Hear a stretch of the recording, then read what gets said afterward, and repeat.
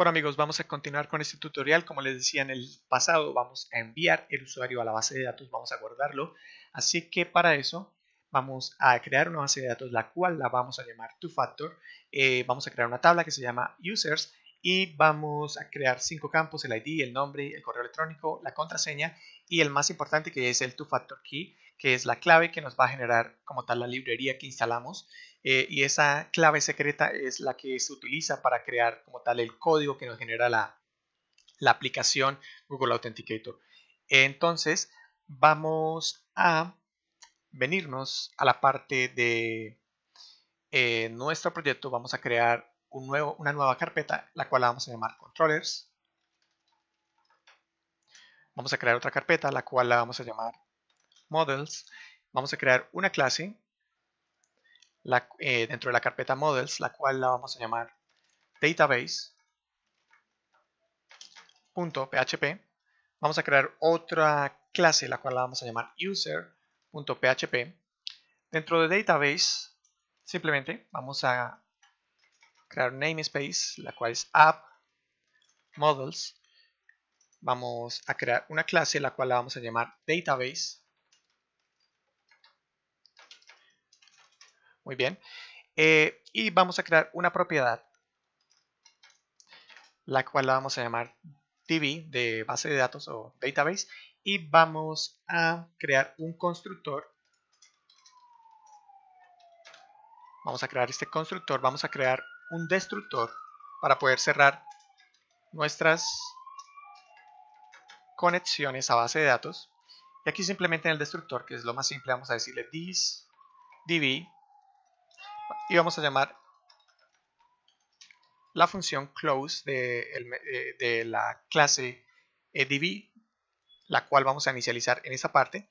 Entonces para este tutorial vamos a estar utilizando MySQLi, así que vamos a decirle this db igual a new MySQLi.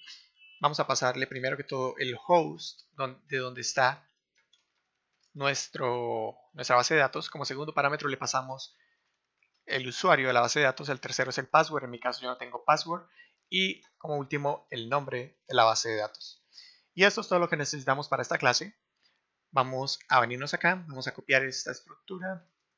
La pegamos. Simplemente aquí le vamos a cambiar el nombre por user y vamos a decirle que hereda de la clase database. Muy bien.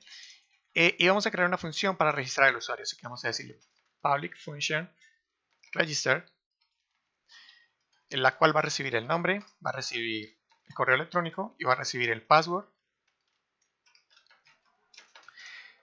Y aquí simplemente, como estamos heredando de la clase database, podemos hacer uso de la variable db que tenemos como tal en esa clase. Así que simplemente vamos a crear un statement. O podemos ponerle query, como ustedes quieran ponerle, no importa.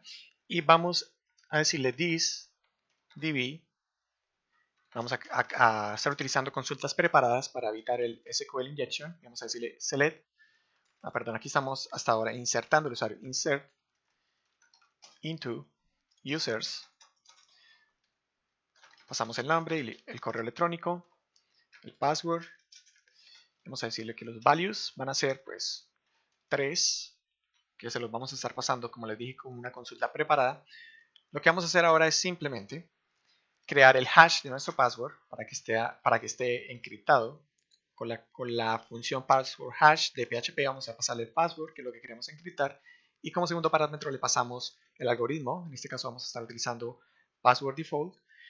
Vamos a decirle query y vamos a pasarle los parámetros de la consulta, que son 3 de tipo string y que son el nombre, el email y el password. El password como tal no, porque el password se iría de forma sin hashear. Entonces vamos a pasarle el hash como tal del password. Muy bien, vamos a ejecutar la consulta. Vamos a decirle query execute. Una vez la ejecutamos, vamos como tal a ver cuál fue el último ID que se insertó. Así que vamos a decirle query insert ID y vamos a decirle query close para cerrar esa query.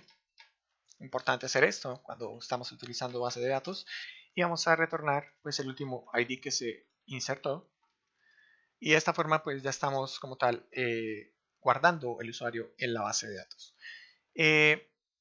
Ahora vamos a dejar este tutorial hasta acá, y en el siguiente vamos a crear el controlador que va a recibir los datos desde la API y los va a enviar como tal a esta función. Así que nos vemos en el siguiente tutorial. Muchas gracias, hasta luego.